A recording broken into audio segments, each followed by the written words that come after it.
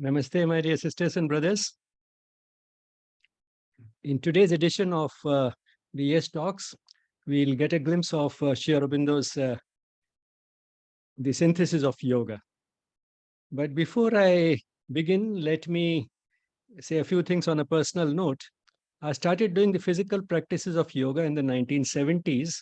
And like most people, I thought that's what all yoga was about.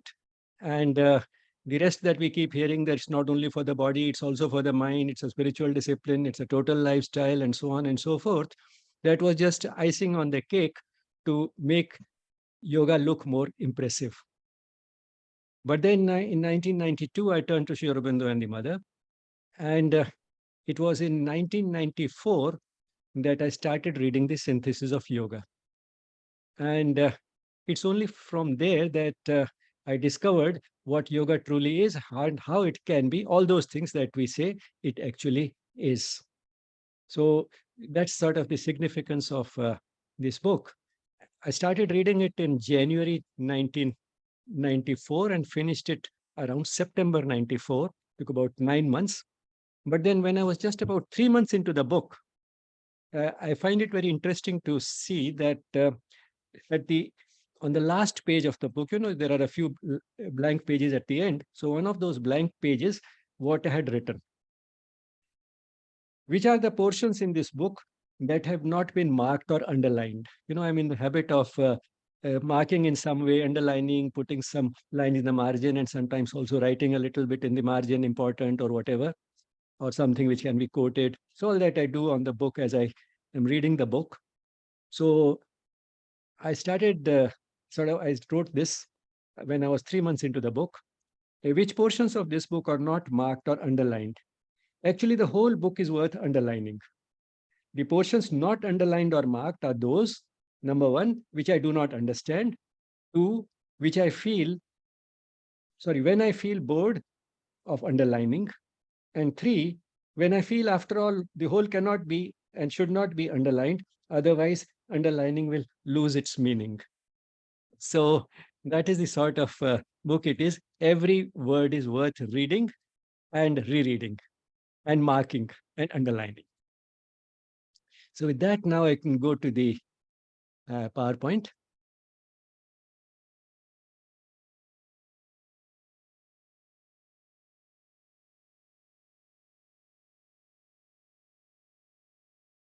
I'll make it full screen so that the slide is bigger.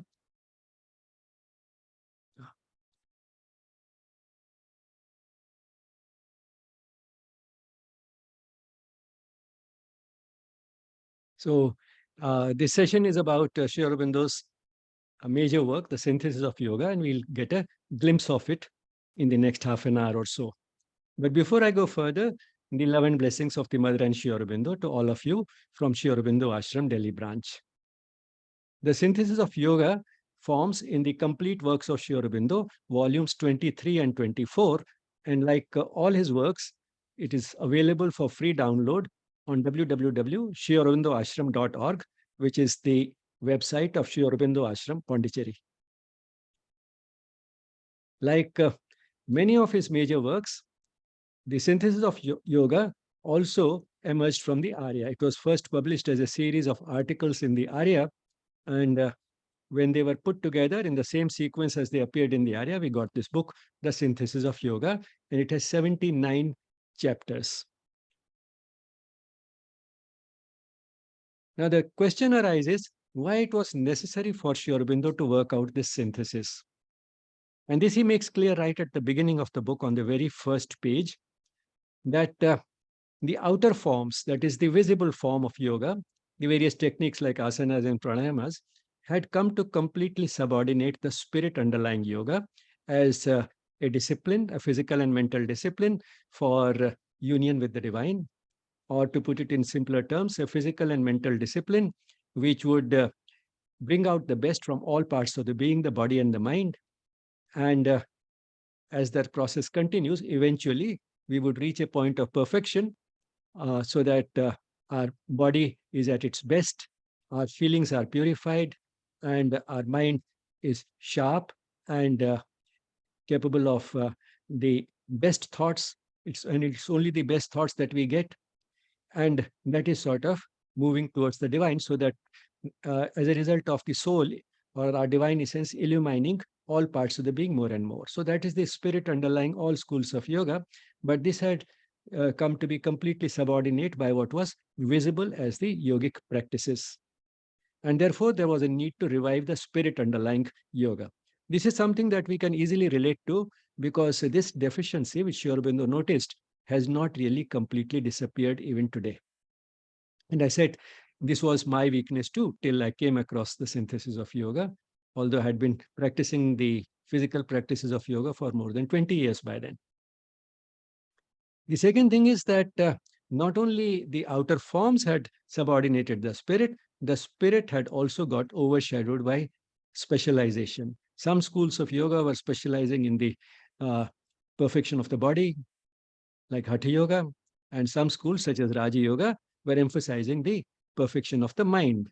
And so great was the emphasis on what that particular school was emphasizing, that its techniques and its way of looking at yoga had become rather rigid, and there were often contradictions and conflicts between different schools of yoga. And one of the victims of this type of an egoistic adherence to one's own way of doing things is the overshadowing of the spirit.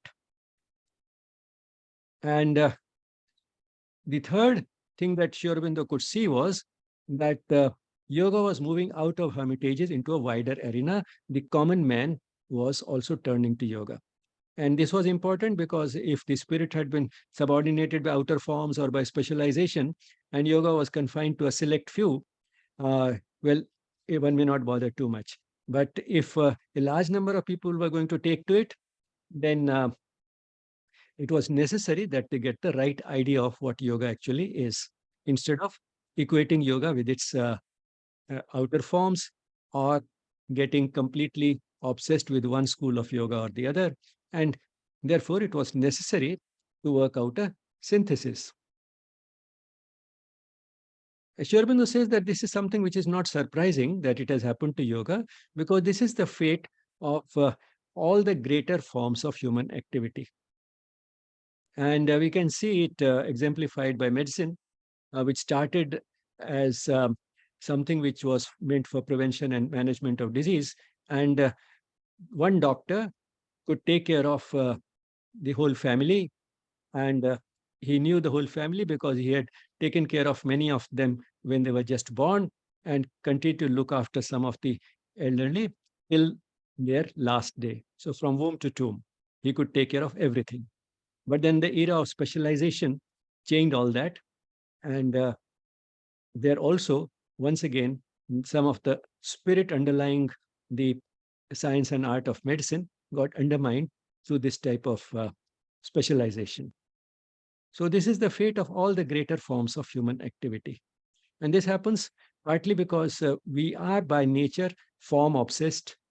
We are our consciousness is rooted very heavily in the physical, and therefore we give great importance to what is visible rather than what is intangible and only within. And also, concentrated effort on a narrow area of the subject, which is likely to interest some people, will lead to great developments in that narrow area. But once again, the victim will be the spirit underlying the discipline. And that is how specialization invariably ends up undermining the spirit. So that is what had happened also to yoga. And this is something that happens to all the greater forms of human activity. Now, before going into what synthesis actually is, Sri Aurobindo also talks about what synthesis is not. Synthesis does not mean successive practice of different types of yoga. One can't say that for 5 years I'll practice Hatha Yoga, and the next 5 years Raja Yoga, and the next 5 years Jnana Yoga, and the next 5 years Karma Yoga, and the next 5 years Bhakti Yoga, and so on. This type of successive practice is not what would be a synthesis. And it would also be beyond the capacity of most of us. Synthesis is also not placing the different components that we want to synthesize side by side.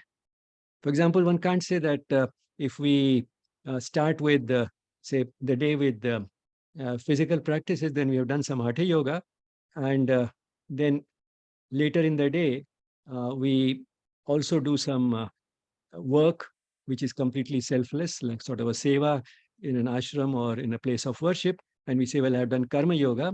And then we read a book on yoga or listen to a lecture. We say, I've done jnana yoga.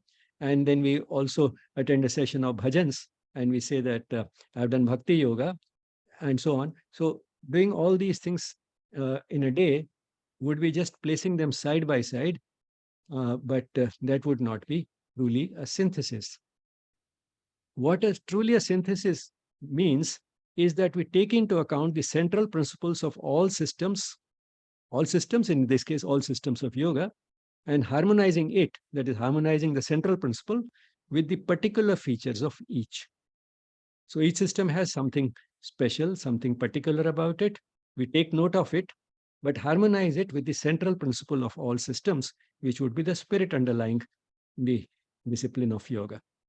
So we take into account the central principle and add to it the particular features of each component that we are trying to synthesize, harmonize them into a single harmonious entity, and further, we take from each school only as much as is appropriate, for forming a single harmonious entity. Because if we go into the classical texts of, for example, Hatha Yoga, one can spend so much time on Hatha Yoga that we'll be practicing it from morning till evening. And of course, the result could be a very high level of perfection, like, say, being able to walk on water or on fire, or being able to live without food or air. But that is not the type of perfection of the body that most of us are interested in. And what is the use of achieving that type of perfection, spending all 24 hours a day on achieving that perfection, if there's no time left to make use of that perfect body? And therefore, we maintain a sense of proportion while uh, taking the particular features of each school of yoga.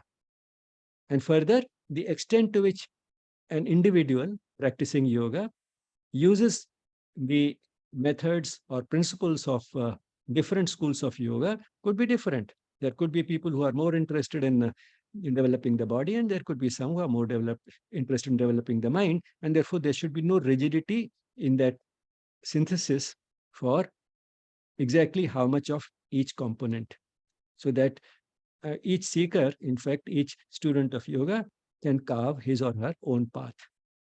So that would be the type of relatively fluid and flexible synthesis that could be called a true synthesis. Now, the central principle of all systems of yoga is self-improvement. That is, improvement that affects all parts of the being, the body and the mind, with the divine as the point of reference and the goal. Because improvement is an endless process. After we have achieved some improvement, we find there's scope for further improvement. There's always room for improvement. But then there would be at least a theoretical point where no further improvement is possible. That would be the point of perfection. And since human beings, by very definition, are imperfect, that is something which we have no difficulty in accepting. And the divine, only the divine is perfect. The divine is that reference point, which is the goal of yoga. And if a person reaches that point, the person would have achieved union with the divine. So that is what union means. So the central principle of yoga is self-improvement with the divine as the point of reference and the goal. Now let's see what are the particular features. Now we have to synthesize the central principle with the particular features of each school of yoga. So the particular feature of Hatha Yoga is physical perfection. And certainly it has a place in a synthesis, because we should not neglect the body. The body is the material frame for everything that we do in the world and should be maintained in good shape. In the same way, the mind is also an important instrument which we use in the world, and therefore Raja Yoga, which emphasizes mental perfection, also has a place. And therefore, we should neglect neither the body nor the mind and make use to the extent we can of the principles and techniques of Hatha Yoga and Raja Yoga. But then there are other schools, and Tantra Yoga emphasizes that the divine can be approached through the world. And this is again important because the world is a manifestation of the divine, and therefore the world and worldly life should not be neglected. And that also is an important principle, particularly in Sri Aurobindo's yoga, that we do not have to reject the world and worldly life because these are manifestations of the divine. We cannot accept one aspect of the divine, that is the unmanifest, and reject the other aspect of the same. So the manifest and the unmanifest are two aspects of the same divine, and we cannot accept one and reject the other. The manifestation may be imperfect, it may not be everlasting, but all the same, the manifestation is also a form of the divine, and therefore the effort, so far as human beings are concerned, should be to transform the world and worldly life in such a way that it befits the one that it manifests. And that is something which only human beings can do. Only human beings have that urge to become better than we are, to discover the deeper truths of existence, and through that, discover a new way of living which is consistent with those deepest truths of existence. So, this aspiration to go beyond the obvious, beyond what is visible, is characteristic of human beings. They don't just have this aspiration, they also have the capacity to do it. And therefore, the world and worldly life should not be rejected, but instead should be transformed so that they are fit to manifest the divine. Then we have the yoga of the Gita. And that again has some features which are extremely important, and particularly those of you who are teachers will see a reflection of some of those principles which we use in education today. The approach of the Gita is student-centered.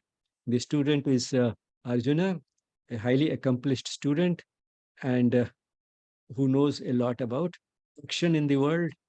So the Gita starts with action, moves from what the student already knows to other aspects like knowledge and devotion. Then there is plenty of flexibility of path in the Gita. A person may start with action or knowledge or devotion, whatever is most in keeping with the inclinations and temperament of the student. And of course, if he continues on that path long enough and sincerely enough, eventually he'll end up practicing all the three streams of the yoga of the Gita. Then all students are acceptable. The divine himself gives the assurance that no matter who approaches me, how he approaches me, no matter for what reasons he approaches me, all students are acceptable. Then there's an emphasis on direction, not on destination. Although the destination has been defined in many ways, one of them is man manabhava, me, my-minded. That is, have the same sort of mind, exactly the same type of mind as Sri Krishna. So that is a total transformation of the mind. So the destination has been given, but the emphasis is not on the destination, but on the direction that is moving towards the destination. And the assurance is given that no effort on this path is wasted. Even you can't complete the journey in this life, you'll start with a head start in the next life and get conditions that are conducive for further progress in the next life, which means better conditions than in this life for further progress. And the Gita also gives us the yoga which is compatible with worldly life. Not only does not require renunciation of worldly life, but in fact, there's a great emphasis on doing whatever we do in the world with a yogic attitude, yogastha kuru karmani, and that it is compatible with worldly life is obvious from the fact that it is compatible also with a war in the battlefield. That is what Arjuna is advised to do. So it is compatible with worldly life. And in fact, all these features you find also in the synthesis which Sri Aurobindo worked out. In fact, Sri Aurobindo's yoga leans very heavily on the yoga of the Gita. The synthesis that Sri Aurobindo worked out is called integral yoga. You'll say if it leans very heavily on the Gita, then why was the need to incorporate Hatha Yoga, Raja Yoga, and Tantra Yoga? Because you find that while the Gita is a great scripture, It does not give us anything about the perfection of the body. It does not tell us how to keep the body healthy, does not give us any of those techniques. And when it comes to the perfection of the mind, again, there are only a very few verses in the sixth chapter of the Gita about the technique of meditation. So there's a lot of philosophy as well as practical knowledge on how to bring yoga into daily life, but there is not enough on perfection of the body and the mind. And therefore, this synthesis was necessary. The synthesis that Sri Aurobindo worked out is called integral yoga. Integral is not the same as integrated. Integrated would be placing different schools of yoga side by side. See, for example, if in the same hospital we have a section where Ayurveda is practiced and another section where patients can go for allopathic treatment, we can say that here we are practicing integrated medicine. They have been placed side by side. But that will not be complete or total or integral. It would not be the result of the type of synthesis that Sri Aurobindo has worked out. Sri Aurobindo worked out in the case of yoga. So integral means total or complete and is the result of a synthesis. And the result of that synthesis is a single harmonious entity, not different entities just placed side by side, like 1 hour of Hatha Yoga, 1 hour of Raja Yoga, 1 hour of Jnana Yoga in a day. So it's not that.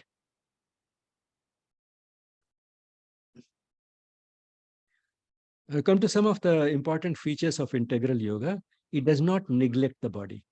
The body is considered important because it is the material frame for whatever we do in the world. And in fact, even the mind cannot be in a good shape unless the body is healthy. And it does not neglect the mind because it is the body-mind complex. Both these major instruments together that we use for all action in the world. Then integral yoga gives to each student or seeker on the path the freedom to carve out her own path. There's no rigidity about the type of path to be followed because each student would have her own inclinations, temperament, capacity, circumstances, and so on. So keeping all that in mind, each seeker can carve out her own path. It's not a technique intensive yoga. It does not insist on certain techniques as obligatory. No techniques are specifically prescribed. And at the same time, no techniques are proscribed. No techniques are prohibited. But at the same time, the emphasis is not on the techniques, but on the spirit underlying yoga. If to keep the body and the mind healthy, a person wants to use the techniques like asanas, pranayama as a meditation, person can do it.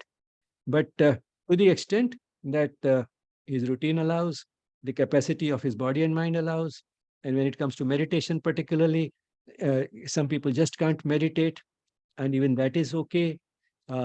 So there is a lot of freedom so far as the use of techniques is concerned. It's not a technique-intensive yoga. And certainly there's no rigidity about the exact techniques to be used and the exact time that has to be spent on them or any such thing. It does not reject the world and does not reject worldly life, as we saw. So it can be practiced, and in fact, there's a great encouragement for practicing it in the world.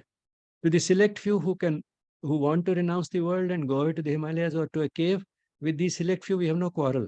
Integral yoga doesn't have any quarrel with it, but then that will make yoga unsuitable for most of us, firstly. Secondly, while progress may be slower if yoga is practiced in the real world while living a worldly life, the practice may be slower, but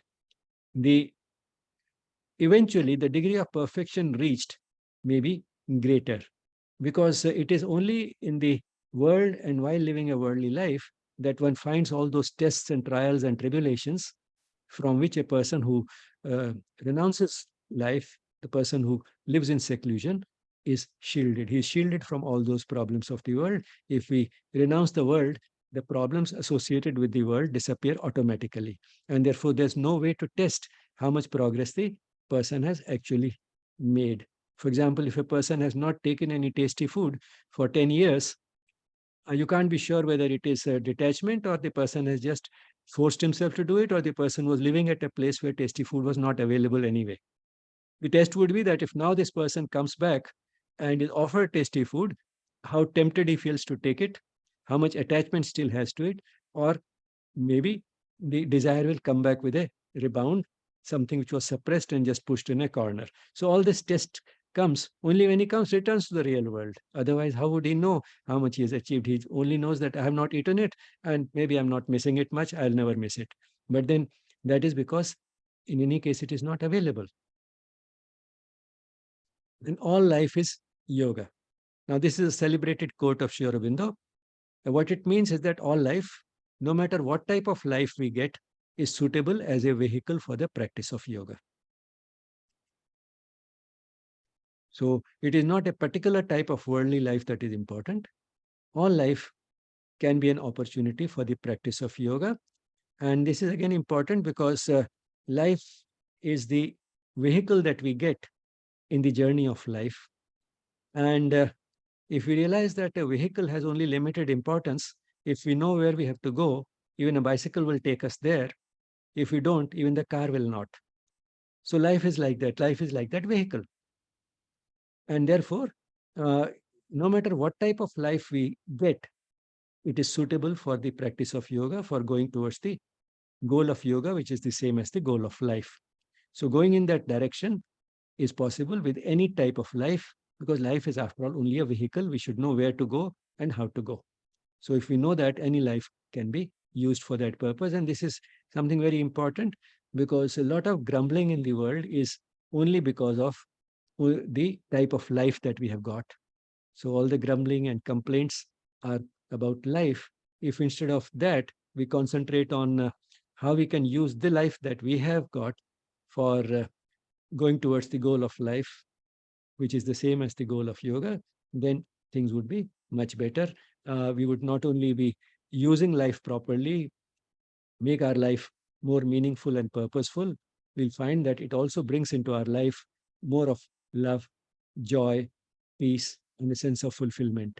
Because all these things go together, they are a part of, they are the products of the practice of yoga while living in the world.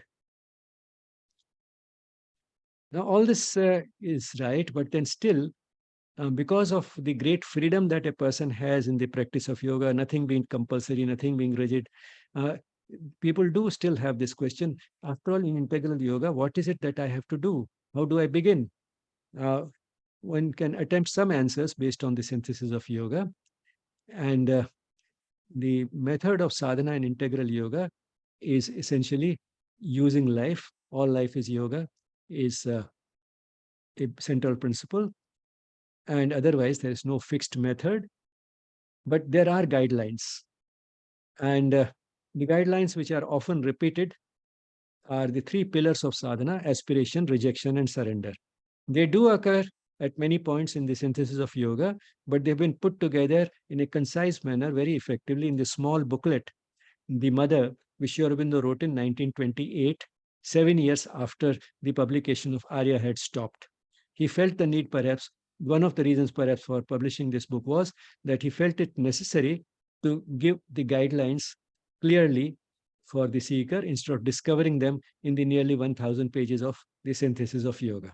So he has put together in a few pages, in a very concise manner, in a very concentrated form, these three pillars of sadhana: aspiration, rejection, and surrender. Aspiration is the intense and steady and persistent desire to progress on the path of yoga, to seek the divine. So, to discover our own true identity, which is the same as the divine, to discover the divine in the world around us, and to discover the deeper truths of existence, which help us realize our own identity and feel one with the rest of the creation. Now, this type of an aspiration is important, and this aspiration should be intense, persistent, steady, but at the same time not impatient. One should not lose patience because it will take time, and uh, being in a hurry does not help. So it should be intense but calm, not impatient. The second is rejection of everything that can obstruct the aspiration.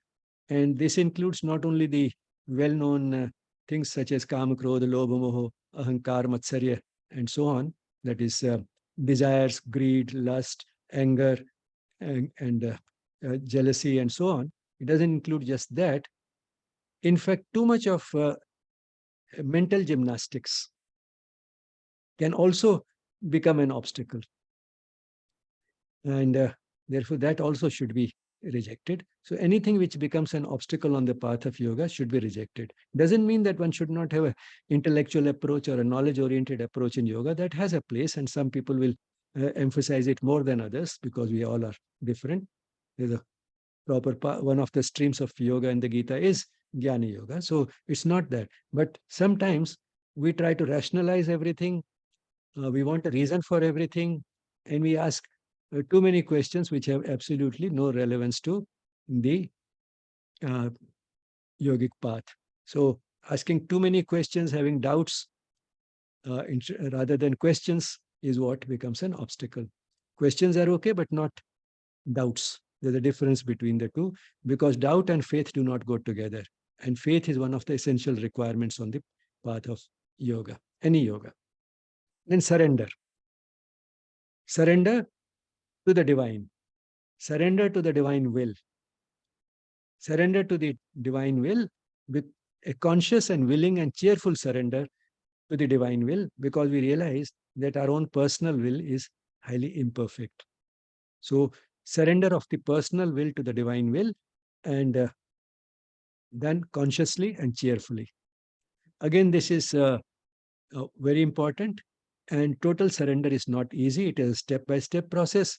Not only it's step-by-step, after having surrendered to a certain extent, there's also sometimes a tendency to withdraw and draw that back. That is, once again, we start feeling that I can do everything and start influencing events and forget surrender. We should work, but not insist on a particular outcome. That's what it means. We should do the right thing in the best way we can, but not insisting on a particular outcome. So it is and when the outcome is not what we desired, one can say that, well, the outcome is in the hands of the divine. Maybe what I did not coincide with the divine will. I could not discover the divine will properly, and that's why the outcome is not favorable. So surrender is something which is a step-by-step process. Once Aurobindo asked, uh, is surrender the first step in your yoga? He said, yes. But then after a pause, he added, it is also the last, which means one cannot start on the path without surrender. But same time, one should not expect that total surrender will come in one step. It is a continuing process. And it is only when we keep realizing on the path the various happenings which look like miracles that we start surrendering more and more. Here's a passage on the sadhana and integral yoga from the synthesis of yoga. Call him in to transform our entire being into his. Call him the divine. To transform our entire being, that is our body, mind, and intellect. In Sri Aurobindo's terminology, physical, vital, and mental. Physical, the body; vital, the emotional part of the being; and the mental, the intellect. Call him in to transform our entire being into his. That is, change all these parts of the being into his, become identical to his. The way for the mind, the Gita says, man mana bhava, be my-minded. So that is cannot be without a transformation, because a radical change, a big change, a change for the better, but at the same time, a tremendous change. And therefore, we need the divine grace for that. Call him in to transform our entire being into his. Pressure of the tapas produces its own realization. Tapas is concentration. That is concentrating all our energy and efforts on what is our goal. So concentration on that produces its own realization. The divine and all-knowing and all-affecting descends upon the limited and obscure. Now, descent is an important concept in integral yoga, uh, while our own efforts like aspiration, rejection, and surrender help in uh, improving our consciousness, they take our consciousness up. The second aspect of it is the descent of the divine influence, which starts transforming different parts of the being. The two go together because ascent prepares us for receiving the descent, receiving the divine influence. So the vessel has to be prepared. The vessel has to be wide open and receptive. And that happens as a result of ascent, as a result of our own efforts. But then, in response to that, if we uh, call the divine, it's beyond me, I can't do everything, then that call, the response to that call is a descent of the divine, which starts changing our body and mind. So both ascent and descent go together. One can say that one is effort, the other is divine grace. Effort is what we put in, the grace is what the divine uh, gives us, showers on us through its own uh, tremendous love for us. So the divine uh, descent. This progressively illumines and energizes the whole lower nature and substitutes its own action for all the terms of the inferior human light and mortal activity. So, what does the descent do? It progressively, that is step by step, illumines and energizes. Illumines and energizes. Illumines, one can relate to more in relation to the mind, and energizes more in relation to the body. But in fact, all these cannot be really split. These are the sort of mental images that we have. So progressively, the body and the mind start transforming. The whole nature, what does it do? It transforms the illumines and energizes the lower nature. Lower nature means the way we are constituted now, or the point at which we start. And the result is that it substitutes its own action for all the terms of the inferior human light and mortal activity. So the divine substitutes its own uh, enlightened action for the inferior human light and mortal activity. That is what would be normal and habitual for human beings, gets replaced by something much better and higher as a result of this divine influence. Because of our limited capacity, because of our tools being highly imperfect, uh, what we do using our own limited capacity cannot match what is possible through this illumination, through this energizing by the divine influence. So call him in to transform our entire being into his. Pressure of the tapas produces its own realization. The divine and all-knowing and all-effecting, the divine is not only all-knowing, it's also all-powerful, and therefore it's all-effecting, can do everything. The divine and all-knowing and all-effecting descends upon the limited and obscure, progressively illumines and energizes the whole lower nature and substitutes its own action for all the terms of the inferior human light and mortal activity. So, in short, ascent prepares the vessel, that is the body and the mind, and descent illumines and energizes the vessel, and thereby works out a transformation, makes it work from a new light, from a new level, takes it to a level which is possible only with that all-knowing and all-powerful influence of the divine. So initially, to start with, this is based on, again, the Synthesis of Yoga in my edition, which is a little older edition, not the CWSA edition. There are one edition which was prepared at the time of Sri Aurobindo's birth centenary, Sri Aurobindo Birth Centenary Library edition. These are the older ones. The newer editions are CWSA, that is Complete Works of Sri Aurobindo. The material is essentially the same, but the page numbers are slightly different.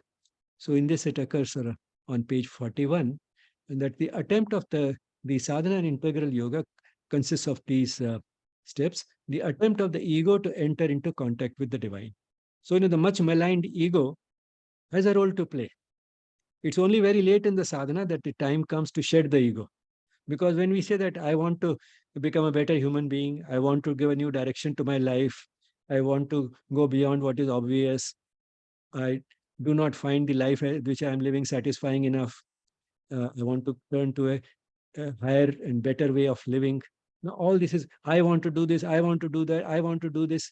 I'm not satisfied with things as they are. I want something better. Now, there's an and I involved in all this, and that is the ego. So it is the attempt of the ego to enter into contact with the divine. That's how even the spiritual path begins. And in fact, the ego serves us till quite late, even on the spiritual path. One of the participants here, Mithu, is here, and she puts it very nicely that once, that when is the time to shed the ego? The time to shed the ego is that when we find that you start feeling restless and uneasy inside because of this ego. छटपटाहट होने लगती है तो जब वो छटपटाहट होने लगती है, that is the time to shed the ego. And why is that छटपटाहट? Because we find that the attachment to family, attachment to possessions, these starts becoming barriers on further progress. And all these attachments, whether it is attachment to possessions or attachment to the family, are also an expression of the ego. It is my family, it is my property, it is my possession. So, all this is a my. So that is, there's an ego involved there. And this starts creating a disturbance within. In fact, it makes us uneasy, these attachments. So, जब छटपटाहट होने लगे इन बातों की वजह से, that is the time to shed the ego. And that comes pretty late on the spiritual path. So, start with the ego, trying to establish a contact with the divine. And then we embark on this path, which is a rather laborious path, a long path, and that prepares the lower nature to receive and become the higher nature. So both receive and become. It becomes receptive to the higher influence, receptive to the descent. And then as a result of receiving this influence, it transforms itself. It becomes the higher nature. So to receive and become. And the result is a transformation. Transformation of the lower nature to the higher nature, lower consciousness to a higher consciousness. Another important thing about the sadhana and integral yoga, which occurs in the senses of yoga, is the 4 aids that we should use. One is the guru. The most important thing that we get from the guru is the influence of the guru. Of course, the guru's word and example are helpful. But Sri Aurobindo says more important than the word, that is the teachings of the guru, is the example of the guru, the example that the guru sets.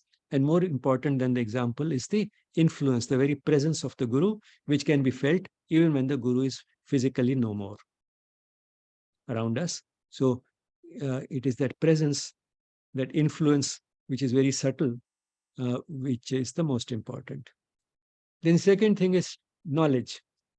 We can get knowledge from the guru, but there's knowledge also available in the Shastra, that is the various scriptures. And that is where we can get knowledge from, which helps. Then the third is kala, that is time. We can't be impatient. It's a long journey, and therefore time has to be allowed. As Kabir says, that if you give too much water to a plant, it will not grow faster. It has it's programmed to grow at a certain rate, and that is the rate at which it will grow. So time is an important tool of sadhana. And then utsaha. Utsaha is our personal effort, but Sri Aurobindo has particularly used, I think, the word utsaha rather than prayatna, because it is enthusiastic effort in which we are passionately involved.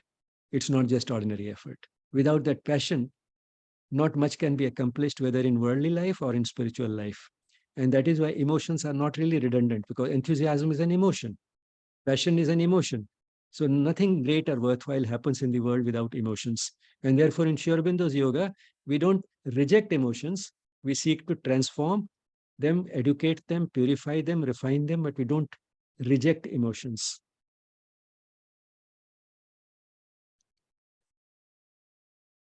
We get many guidelines for sadhana and integral yoga from the synthesis of yoga, but a lot more comes in the 4 volumes of letters on yoga, which Sri Aurobindo wrote mostly in the 1930s, after he went into seclusion in 1926.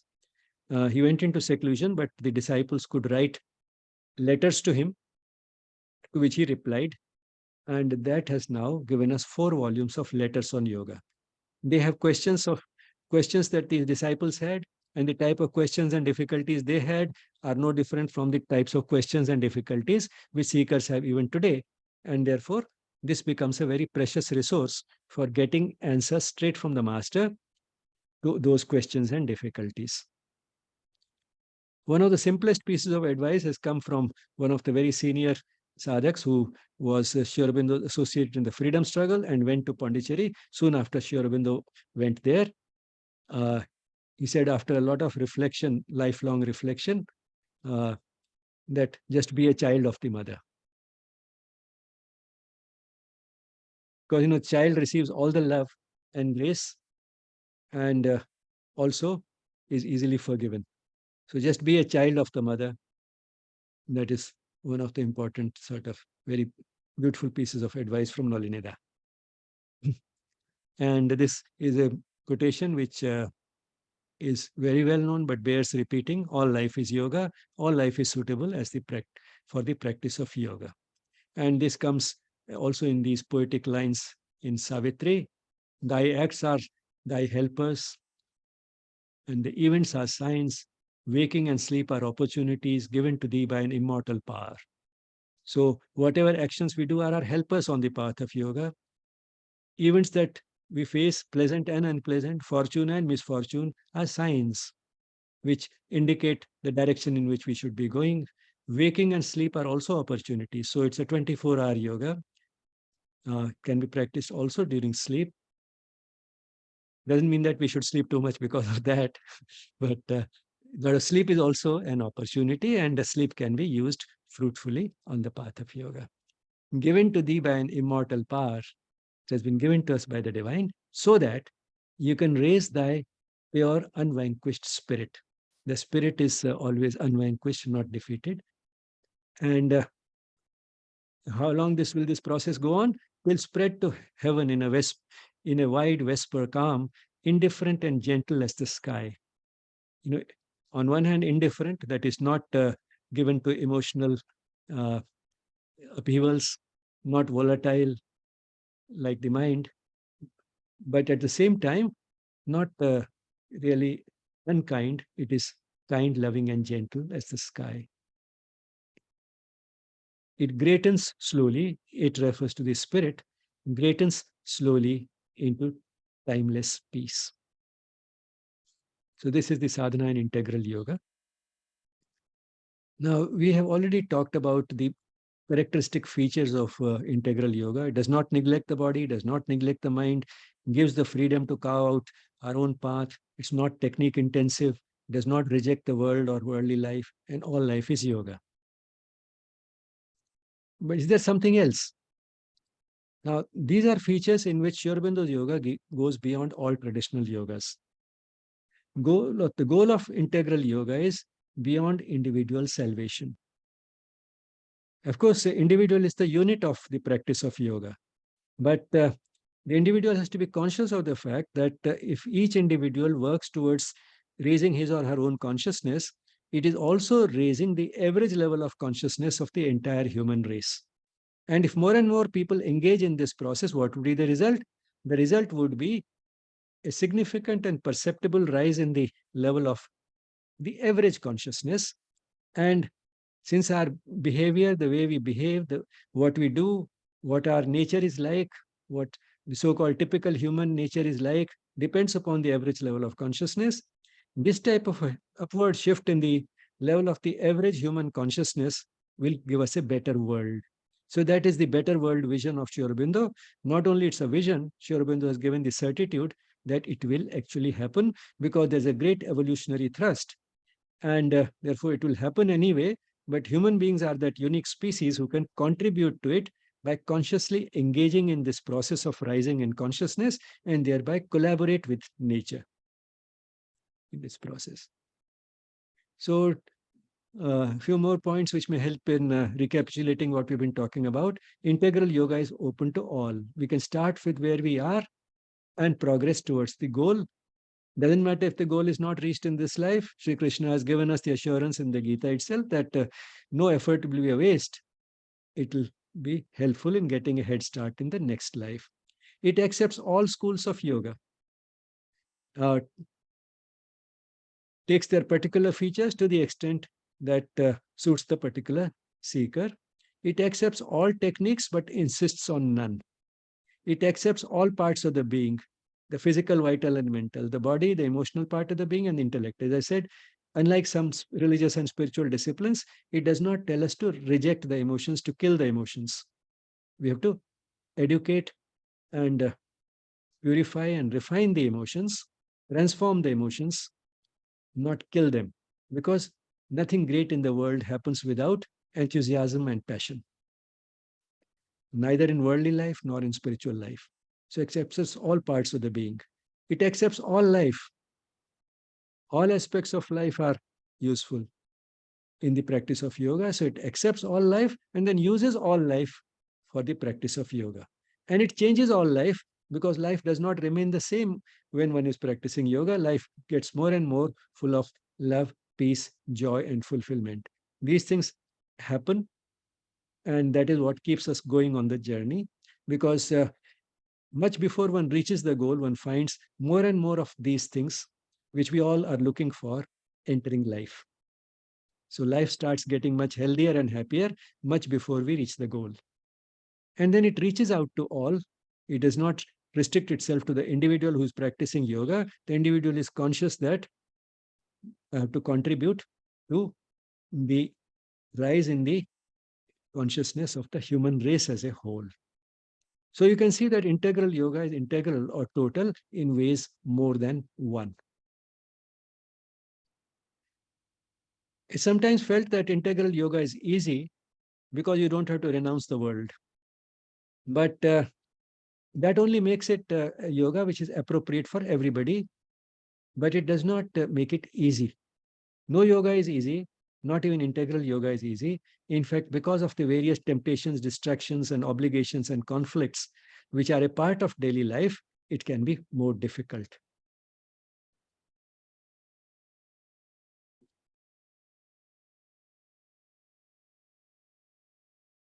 If you have any questions or comments, you may ask them at the end of this session or email them on yes@yesspirituality.com.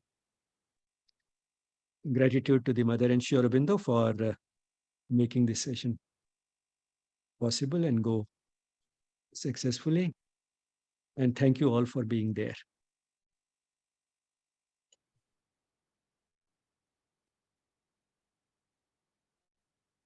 If there are any questions, so there's one question. So, sir, you mentioned that integral yoga is not technique intensive. Maybe I missed it, but what is the technique of integral yoga? It takes its techniques from mainly Hatha Yoga and Raja Yoga. From Hatha Yoga, asanas and pranayamas, and from Raja Yoga, it has enough hints about the technique of meditation. It uses those, but they are not compulsory. As I said, nothing is specifically prescribed and nothing is prohibited. So, and how much time you spend on these is again not rigidly defined. What is important is the basic principle that you cannot neglect the instrument, that is the body and the mind. Thank you, sir.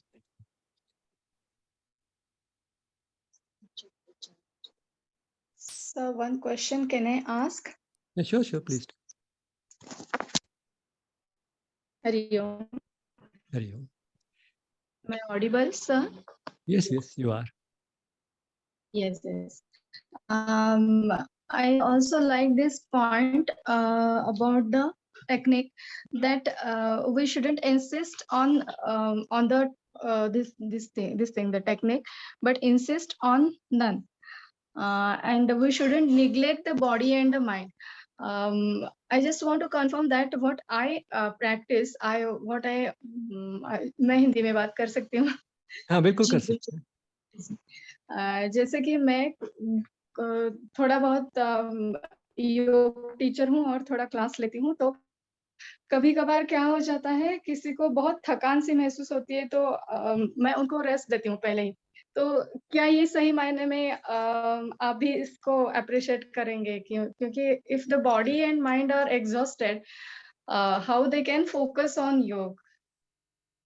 Yes, moderation in effort is important. The Gita also says that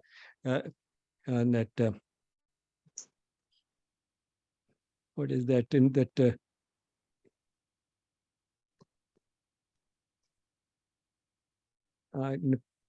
in the prayatna there should be moderation.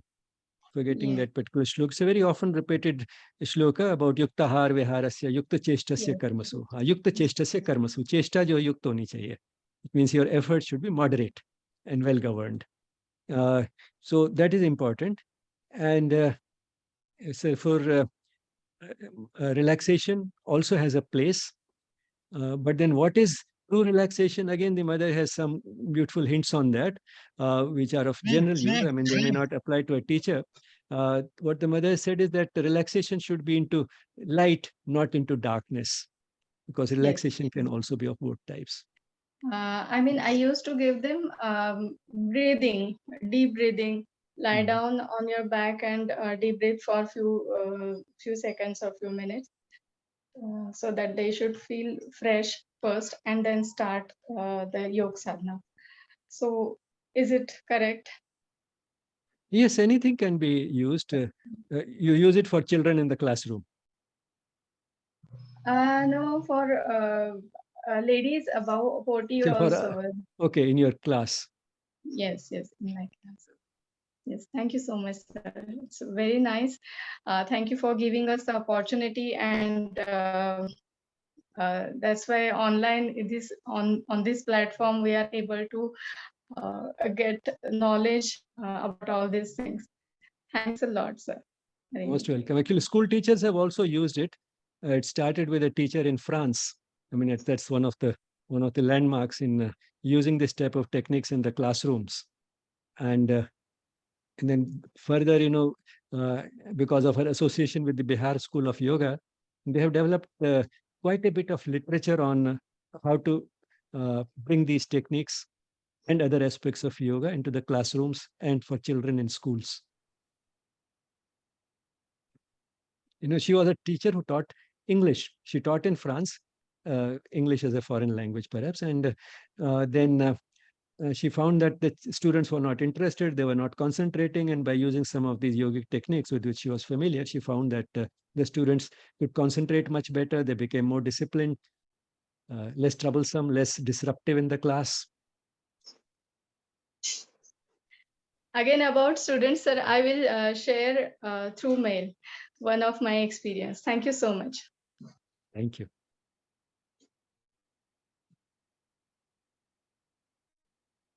Anymore. There are no questions in the chat, but yes, there are very nice things which I see in the chat. Mr. Dost has written, it's clear the talk has cleared his restlessness. And there's one more message in the, it's gratitude. People have expressed gratitude in the chat. There are no more questions in the chat box, sir. So, Aditi, who has been normally coordinating with me, was not available today, but instead we have Dr. Mithu Das Pal. She's also an integral part of our YES team. And apart from other talents, of course, she's an academic supervisor in Cambridge School and New Friends Colony. She's also a very accomplished singer.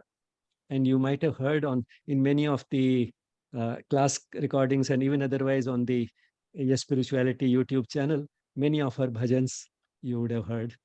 In fact, a lot of music that we have on the channel has come from her.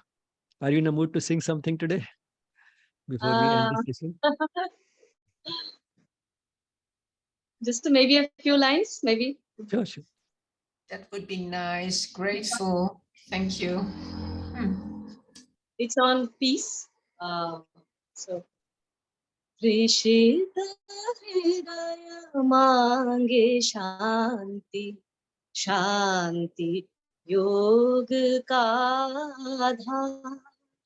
Rishita Hridaya Mange Shanti, Shanti योग का आधार मधुर शांति परम शांति प्रस्फुटित हो जीवन कांति शांति शांति शांति योग का आधार त्रिषित हृदय मांगे शांति शांति योग का आधार. Thank you. You. And I think we can we'll wind up the session, sir. But before that, I would like to make an announcement that our Yes O3 course, which is on health sciences and yoga, it's going to start from September 15th. And the registrations are, of course, open because there is no closing date for the registrations. You can register anytime if you haven't. And even when one misses a video or two, even late joining, you can join after 1 or 2 sessions. You can always look up the videos on our YouTube channel, the Yes channel. So with that, thank you, sir. Thank you for such an enriching talk. And they say that Sri Aurobindo's literature is very difficult, even, and so one needs to read a little bit at a time. But in this 1 hour, I think you have made it very easy for us to understand integral yoga at one go. Thank you so much, and thank you all of I thank all of you for being here.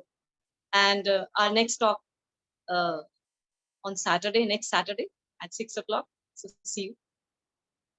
We can end with silence, a few moments of silence.